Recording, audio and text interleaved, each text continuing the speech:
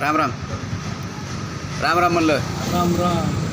बरं, आता तुम्ही कापसाला अर्धा एकरसाठी प्रयोग केला होता आपल्या ऑर्गॅनिक DAPचा. हो.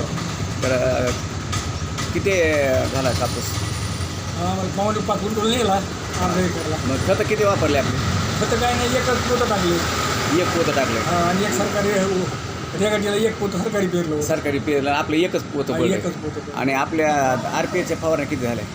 3 झाले.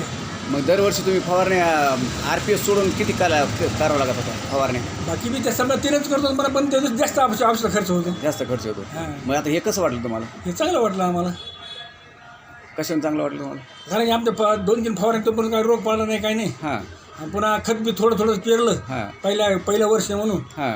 तर आम्हाला बरं राहिलं. म्हणजे एकूण 2च पोते पडले खत, हो. एक केमिकलचं आणि एक हे, एक हे आणि पावणे 5 क्विंटल कापूस नाही. कापूस नेला. मग आता तुम्हाला वाटतंय का जाणवत आहे त्यात काही फरक? नाही, फरक जाणतोच ना माझा. जाणवते. हा. तरी यावर्षी अति पाऊस काळ होता. हा पाऊस काळ होता आता. त्या पावसामुळे बी मेहनती जराशी कापसात झाले नाहीत. वाढी किती होती? वाढली टोकरीत वाढली होती. टोकरीत वाढीत. हा. म्हणजे समाधान वाटतं तुम्हाला? मग समाधान म्हणजे झालंच ना. पावणे 5 म्हणजे 9:30चा उतार आला तुम्हाला. हा. कंप्लीट मापा 9:30 आलं. हा. आता बाकीच्या कोणाला निघलं तितकं गावात? निघलीत ना काही ना म्हणजे चांगले राहणार चांगलं राहणार.